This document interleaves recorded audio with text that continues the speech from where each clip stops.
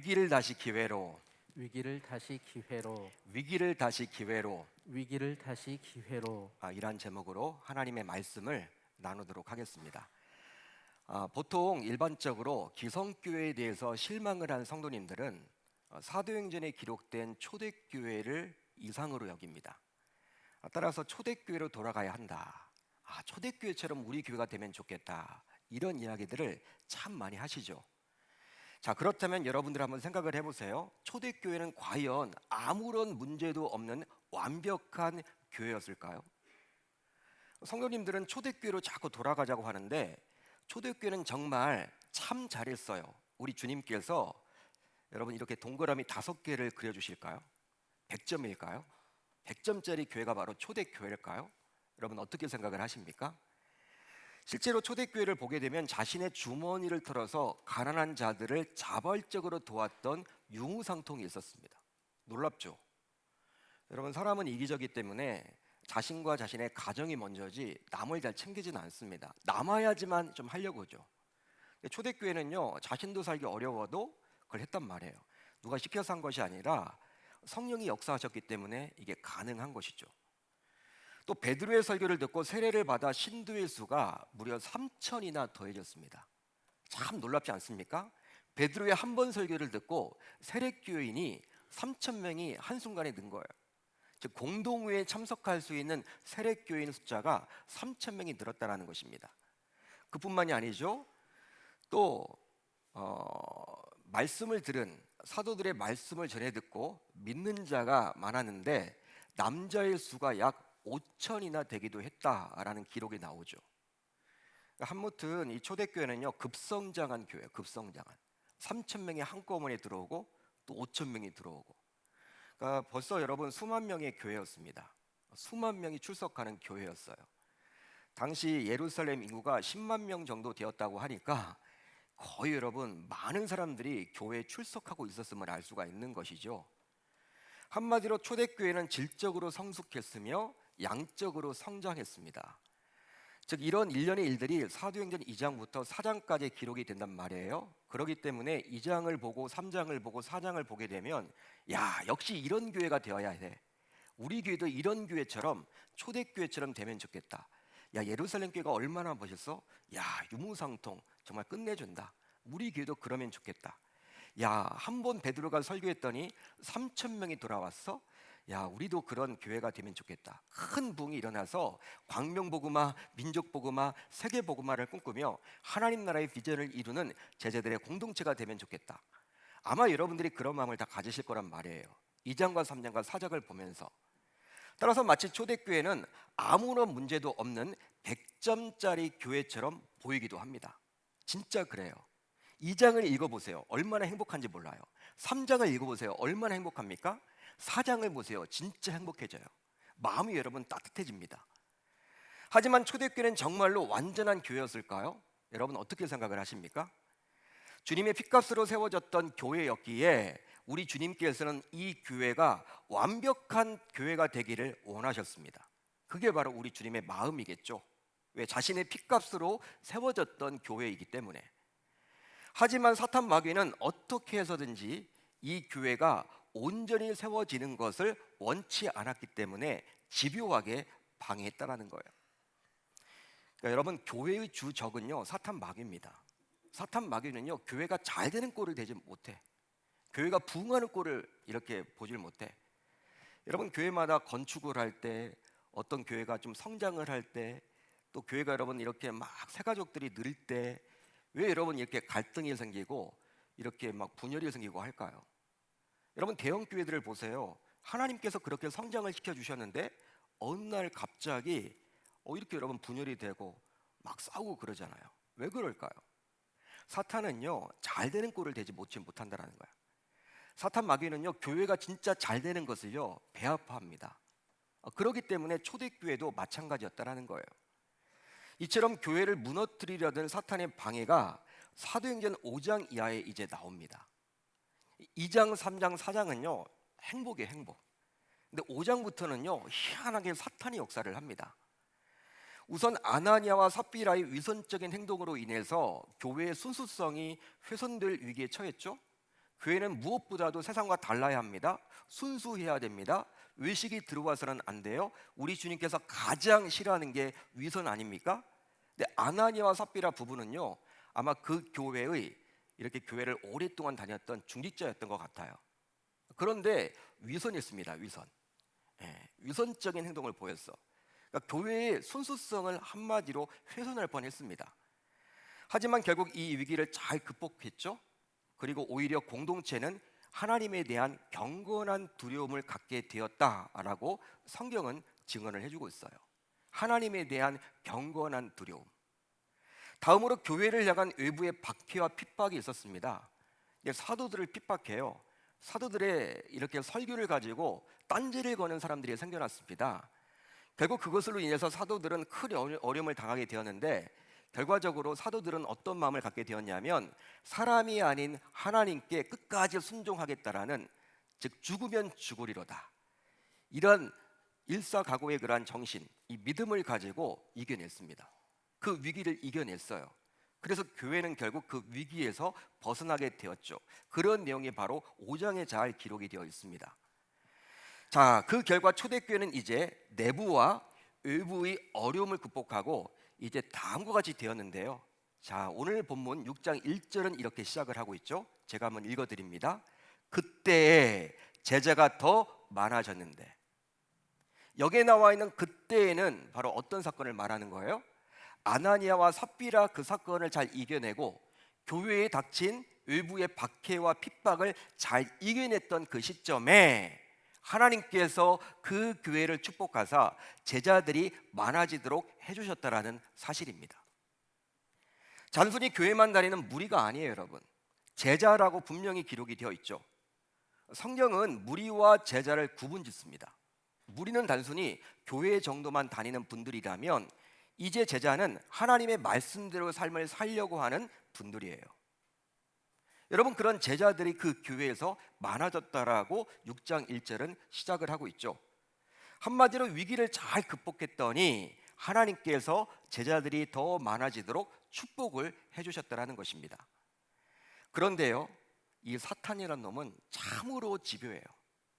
우리는 보통 빨간 날을 기다리잖아요. 달력을 보면서도 야, 언제 쉴까? 직장이 너무나 힘들고 또 삶이 여러분 고달프다 하다 보니까 이 노는 날, 빨간 날들을 참 기다립니다.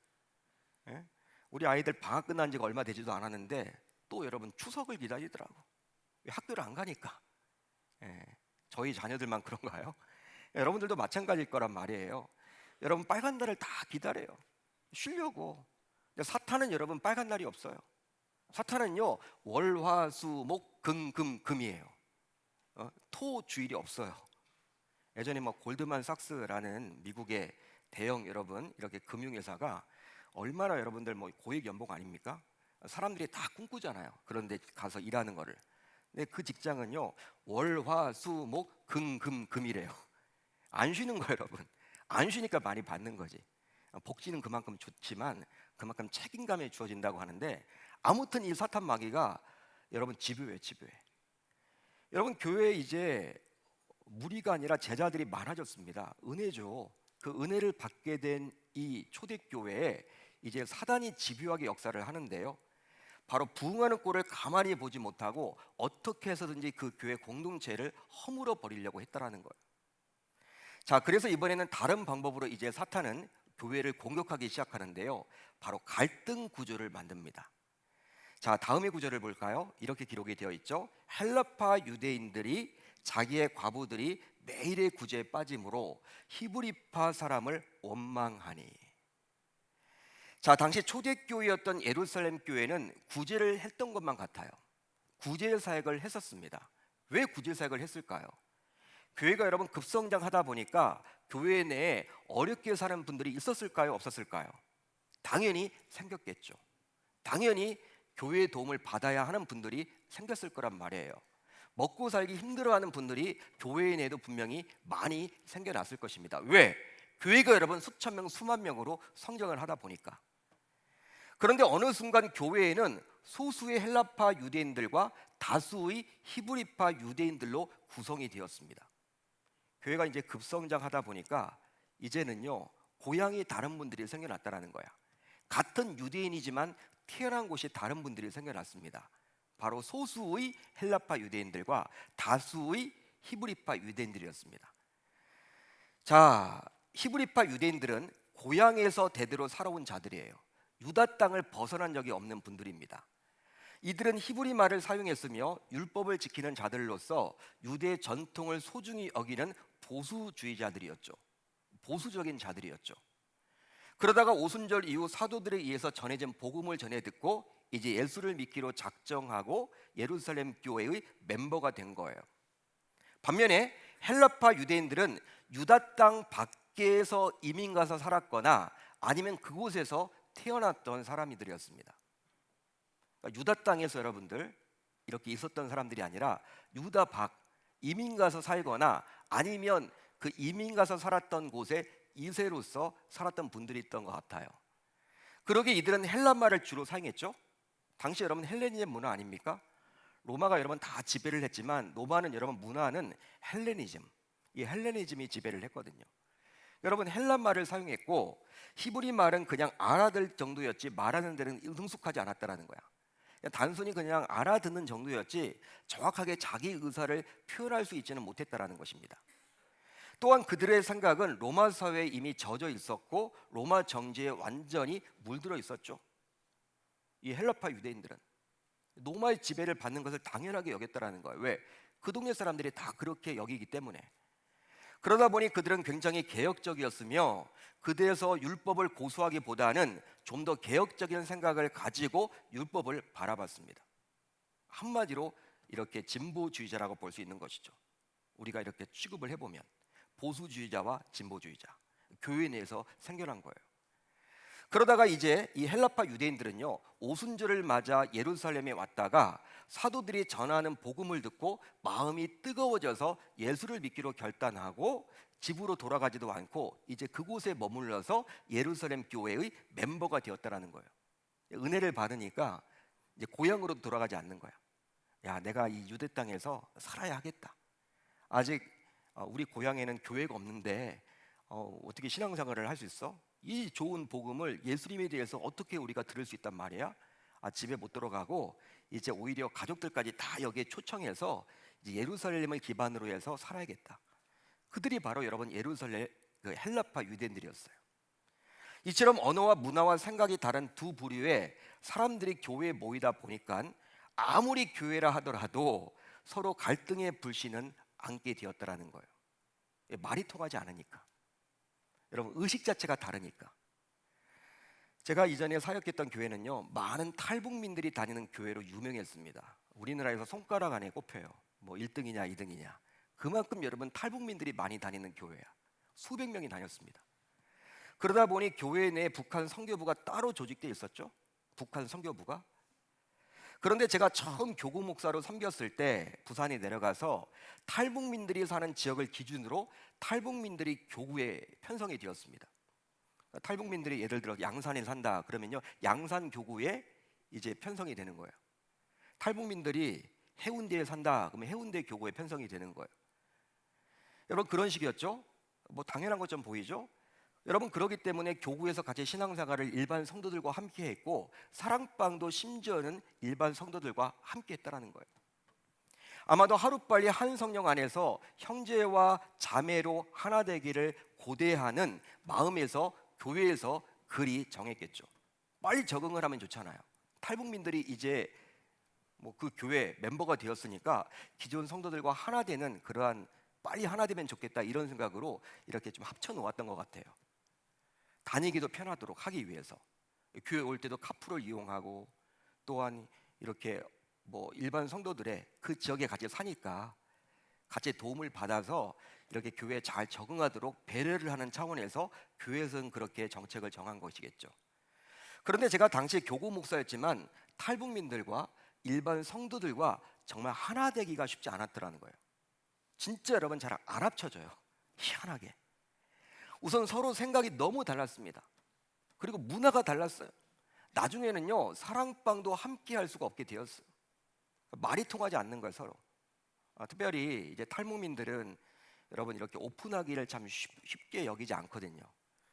기존 성도님들은 쉽게 여러분 오픈하잖아요. 우리 가정 이야기도 하고 기도 제목도 나누고 직장 이런 문제가 있다 이런저런 이야기를 하는데 탈북민들을 여러분 이해를 해줘야 돼.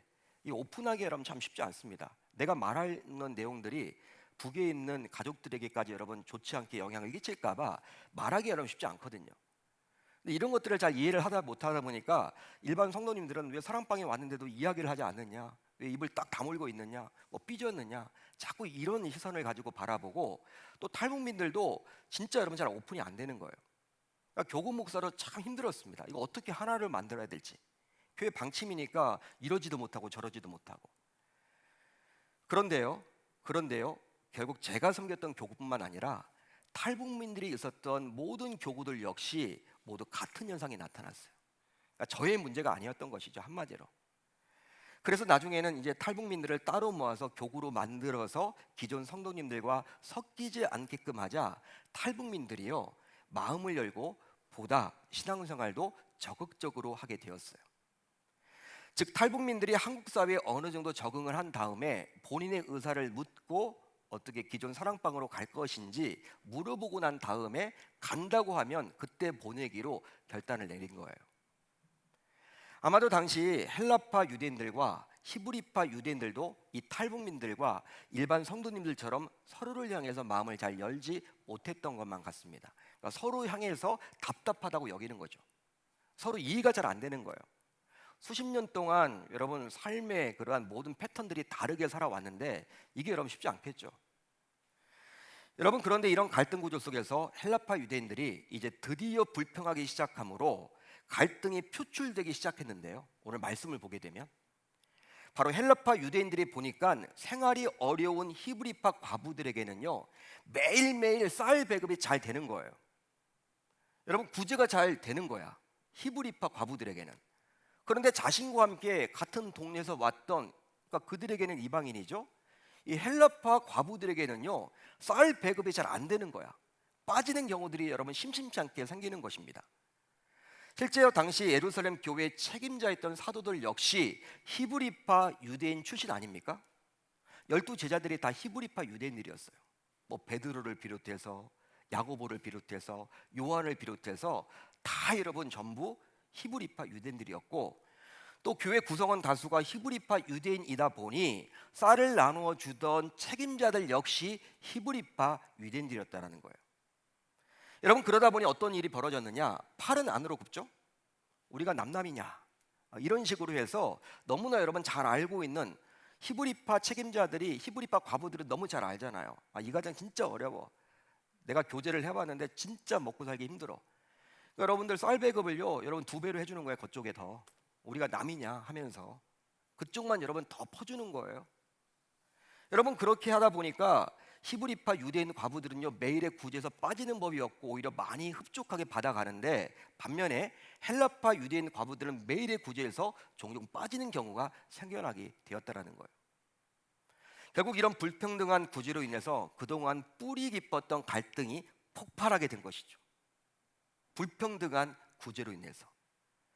물론 처음에는 한두 사람의 귓속말로 이런 불평과 원망이 전달되었을 것입니다. 야, 또 못 받았대. 어떻게 교회가 이래? 교회가 이럴 수 있어?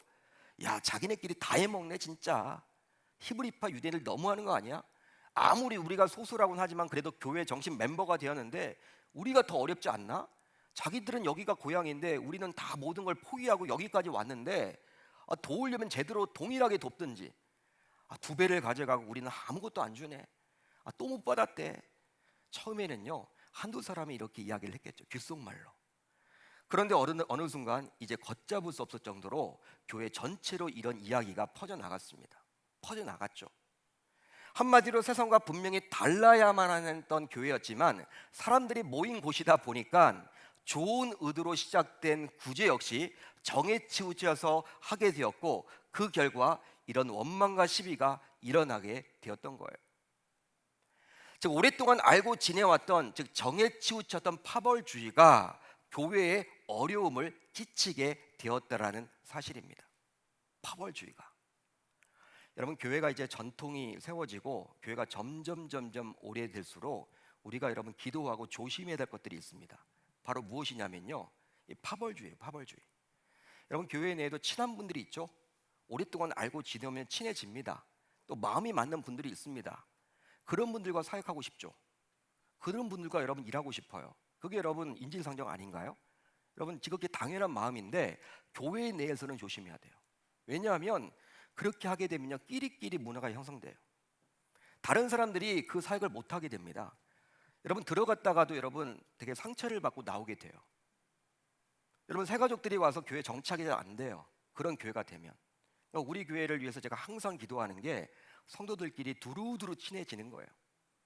여러분 서로 잘 모르는 분들하고도 여러분 일부러 다가가세요. 주일날 나와서 내가 아는 분들과 이야기하지 마시고 그 이야기는 다음에 해도 되잖아. 여러분 잘 모르는 분들 일부러 다가가셔서 인사도 나누시고 서로 아는 척도 하시고 기도 제목도 물어보시고 이렇게 먼저 인사도 하시고 그렇게 하시면 좋을 것 같아요. 여러분 이 파벌주의가 이렇게 무서운 거예요. 정에 치우친 게. 여러분 이처럼 교회에서의 갈등은 종종 어떤 변화를 주려 하거나 좋은 의도에서 시작된 사역 등으로 인해서 생겨나곤 합니다. 그러니까 교회가 어떤 변화를 주려고 하거나 좋은 의도에서 시작된 사역이 생기면요 그걸 반대하는 사람들이 생겨나요. 이게 갈등으로 만들어져요. 실제로 교회가 전혀 움직이지도 않고 복지부동한 자세로 그냥 아무것도 안 하면요 갈등 구조가 생기지도 않습니다. 문제가 여러분 없어요. 문제가 없다고 해서 여러분 그 교회가 좋은 교회가 아니에요. 여러분 하나님은 정말 원하시는 것이 교회가 여러분 정말 좋은 교회, 성장도 일어나고 어떤 개혁도 해서 좋은 방향으로 나아가는 것이지 해왔던 거 계속 그대로 한다? 그거 아니라는 거예요. 여러분 문제를 두려워해서는 안 됩니다. 솔직히 형편이 어려운 가보를 돕자는 구제 얼마나 좋은 사역입니까? 여러분 구제 사역을 해야 됩니까? 말아야 됩니까? 100이면 100 다 하자고 할 거예요. 여러분 목사님 해야죠. 해야죠. 맞습니다. 여러분 얼마나 좋은 사역입니까? 어려운 사람 돕자고 하는 것인데. 자 오늘 보면 1절을 보세요. 1절에 나온 구제라는 단어가 있죠. 구제. 이 구제라는 단어의 헬라 원어를 보게 되면 디아코니아라는 단어입니다. 디아코니아. 그런데 이 디아코니아에서 영어 단어 디콘이 나왔습니다. 디콘은 바로 무엇이냐? 이 집사를 말하는 거예요. 집사. 여기 집사님들 많이 계시죠? 집사가 바로 이 디아코니아. 한마디로 이 디아코니아 헬라어 단어는 어떤 뜻이냐면 봉사, 직무, 집사란 뜻이에요. 그러니까 집사라면 봉사해야 돼. 집사라면 구제해야 돼. 그럼 여러분 교회만 오래 다녔다고 집사가 되는 게 아니라 봉사도 하고 구제도 하고 그런 분들이 바로 집사라는 거예요. 여러분 그런데 원어를 보면요 어떤 의미가 더 가깝냐면 음식을 나누는 거예요. 쌀을 나눠주는 거예요. 그게 바로 이 구제입니다. 구제. 지금 우리 교회도 성미를 이렇게 나눠주죠. 여러분 이 본문에서 나온 거예요. 바로 봉사, 직무, 집사란 뜻으로서 본래 의미는 음식을 나누는 것인데 여러분 이 기독교 신앙의 핵심이라고 할 수 있는 사랑을 이렇게 표현하는 것이 바로 이 구제이기 때문에 구제는요 여러분 교회에서 너무나도 중요한 사역이에요.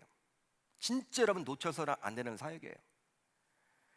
그런데 차라리 이런 구제를 하지 않았더라면 갈등도 생기지 않았을 텐데 교회가 구제를 괜히 시작해가지고 교회 내에서 원망과 시비가 일어나게 되었다라는 사실이에요. 여러분 오늘 본문을 보세요. 이 구제 문제 때문에 생긴 거잖아요.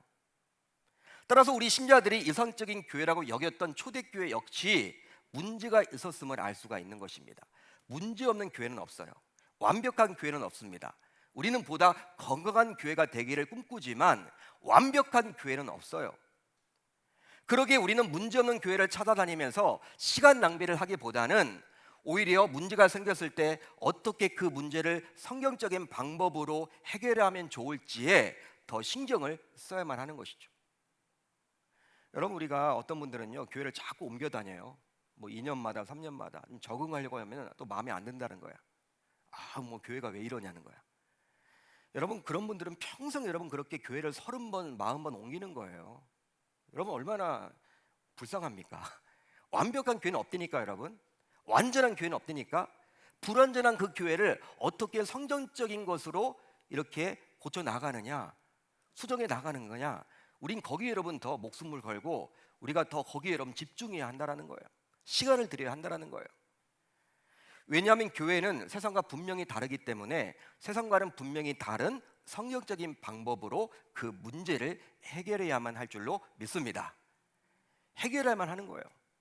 여러분, 문제가 생길 때 세상의 방법으로 그 문제를 해결하는 것이 아니라 바로 성경적인 방법으로 그 문제를 풀어야만 하겠죠.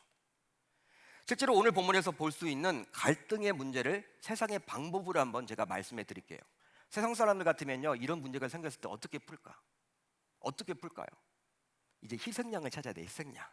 이런 문제가 야기된 희생양을 찾아야 하기 때문에, 여러분, 누가 이렇게 구제했어?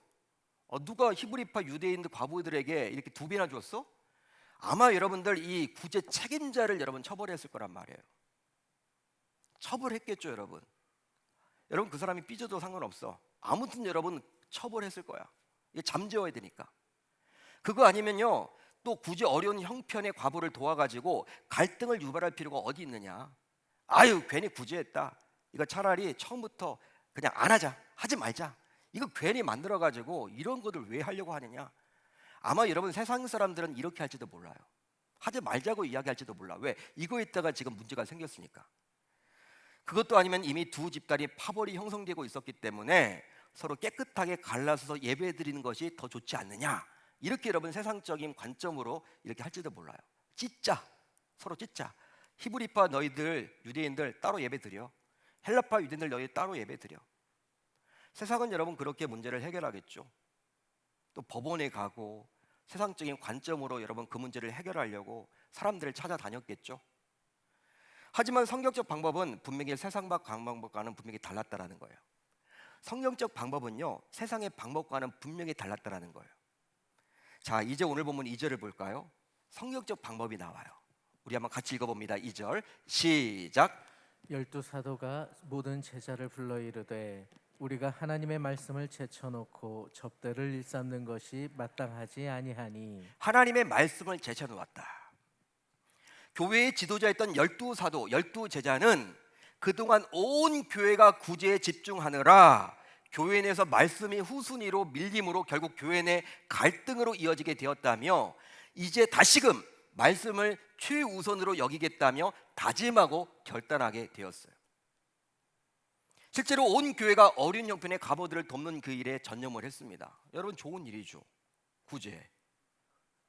여러분, 분명히 하나님께서 원하시는 일 아닙니까? 여러분, 그러다 보니까 너무 그 일이 재밌는 거예요. 보람도 느껴지는 거예요. 시간 가는 줄 모르는 거예요. 계속 나와서 그 일을 하는 거예요. 그러다 보니까 어느 순간 말씀이 구제보다도 우선순위에서 뒤로 밀리게 되었다는 것이죠. 한마디로 예배가 먼저인데, 우리가 교회에 나오는 목적이 예배드리기 위한 목적이고 말씀과 기도하기 위한 목적인데, 그냥 봉사하느라고 예배를 드리지 못하고 사역하느라고 말씀과 기도를 하지 못한다? 그 핑계를 대고 있는 것과 마찬가지였다라는 거예요. 당시에도.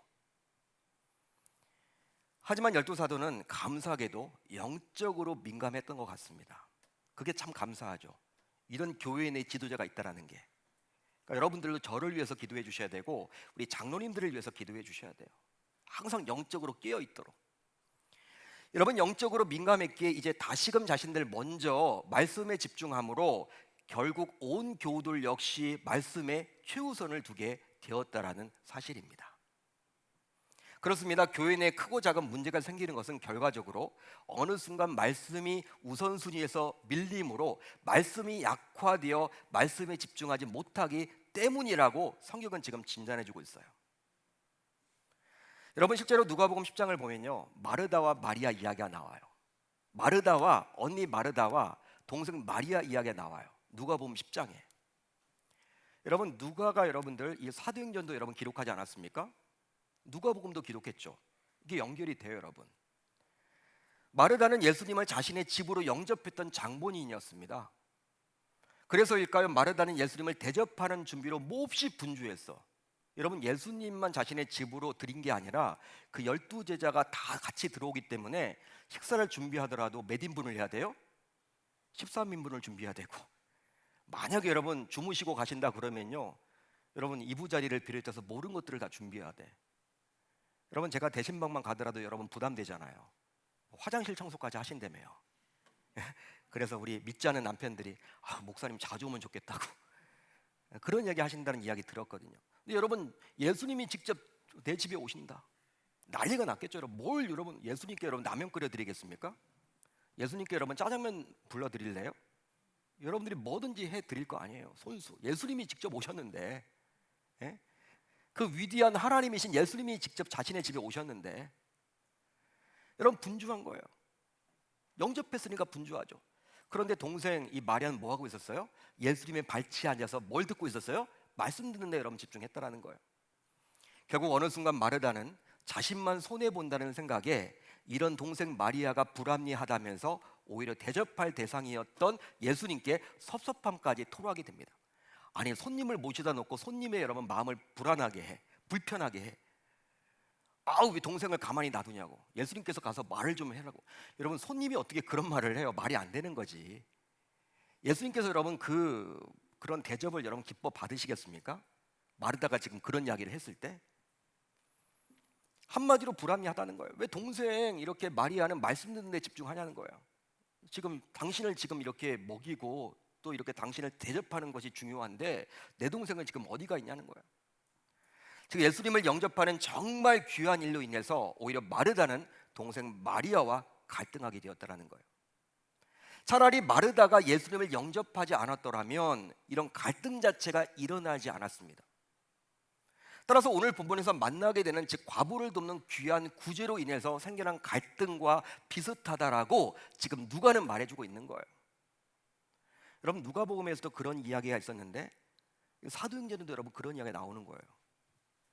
결국 예수님께서는 동생 마리아에 대한 마르다의 원망으로 생긴 갈등을 마르다에게 이제 다음과 같이 말씀함으로 해결책을 제시했죠. 그 해결책이 무엇입니까? 바로 다음의 구절이에요. 마르다야 마르다야, 내가 많은 일로 염려하고 근심하나 몇 가지만 하든지 혹은 한 가지만이라도 족하니라. 마리아는 이 좋은 편을 택하였으니 빼앗기지 아니하리라.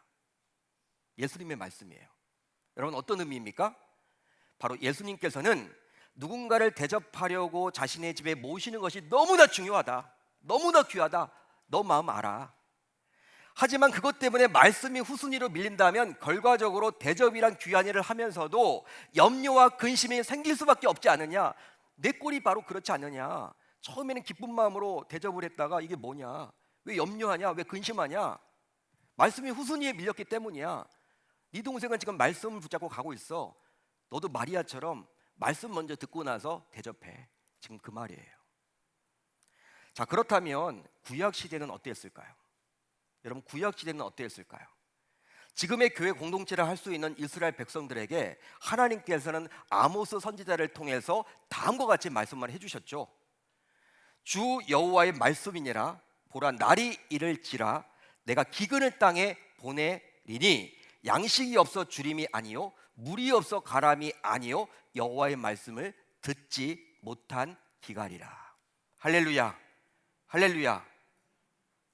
하나님께서는 외적인 부요와 번영으로 인해 믿음을 잃어버리고 영적으로 타락해서 결과적으로 멸망하게 될 이스라엘 백성들에게 아모스 선지자를 통해서 이제 그날이 다가왔다라고 경고를 해주고 있습니다. 그날이 다가왔다. 바로 그날은 어떤 날이에요? 심판의 날. 그런데 그 심판의 날로서 하나님께서는 땅에 기근을 주시는데 이 기근은 일반적인 기근과는 다르다는 거예요. 일반적인 기근은요, 경제 위기죠. 먹고 살기 힘들어지는 거죠. 마실 물이 없는 거죠. 근데 그게 아니라는 거예요.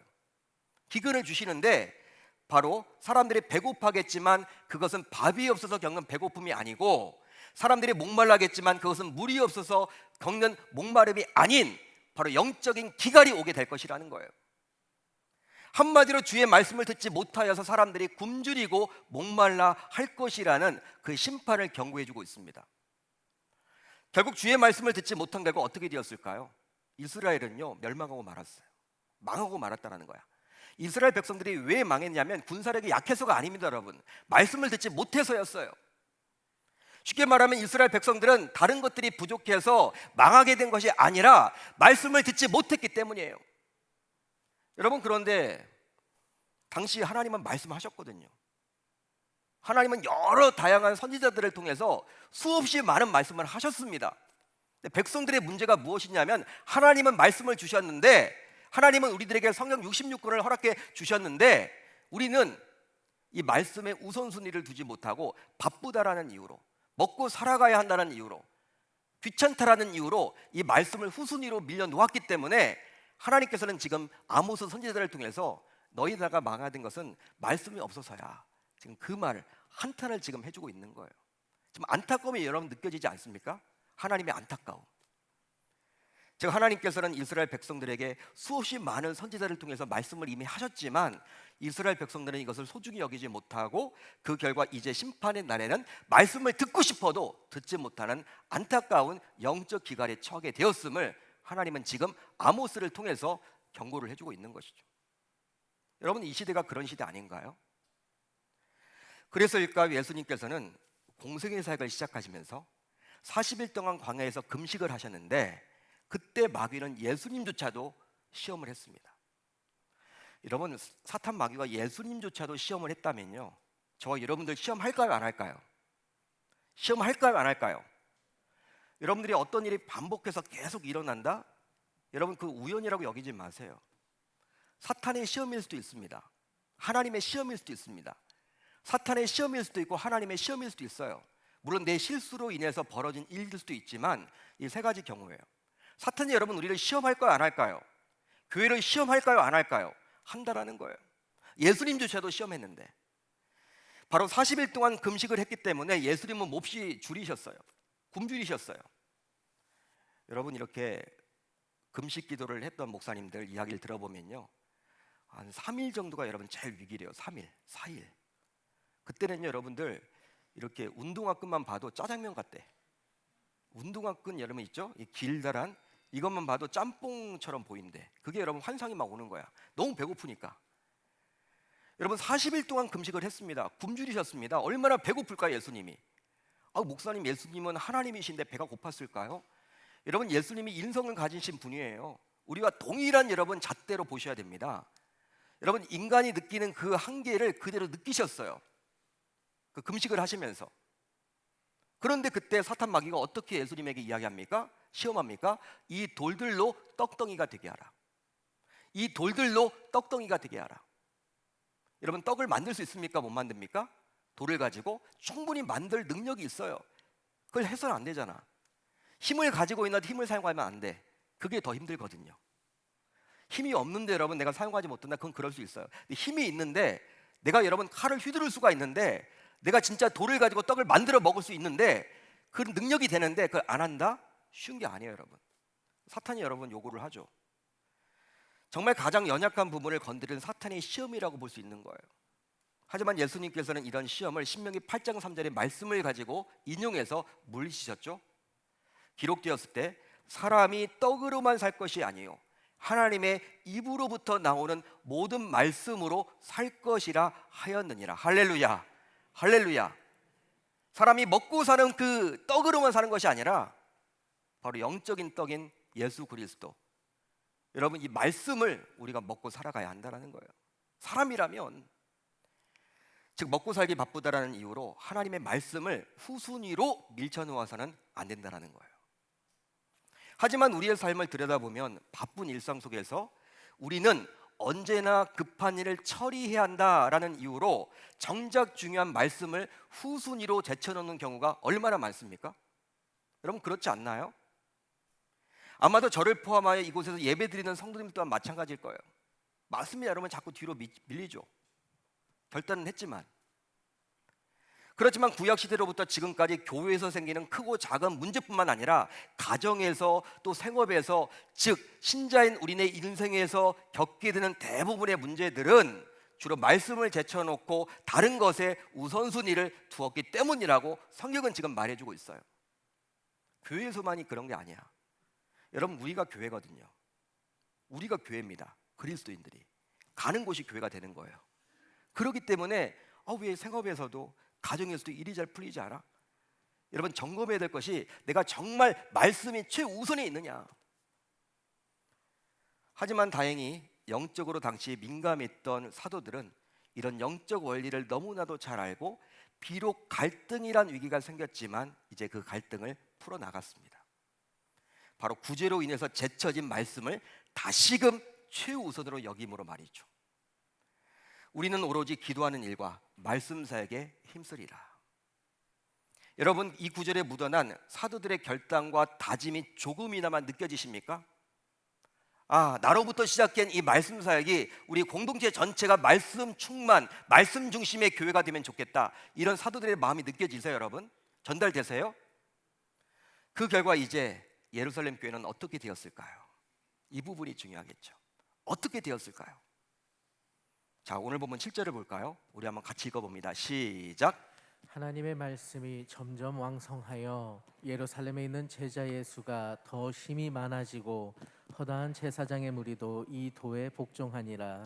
사도들과 성도들이 가장 중요한 하나님의 말씀을 최우선으로 두게 된 결과 우선 예루살렘에 있는 제자의 수가 더 힘이 많아졌습니다.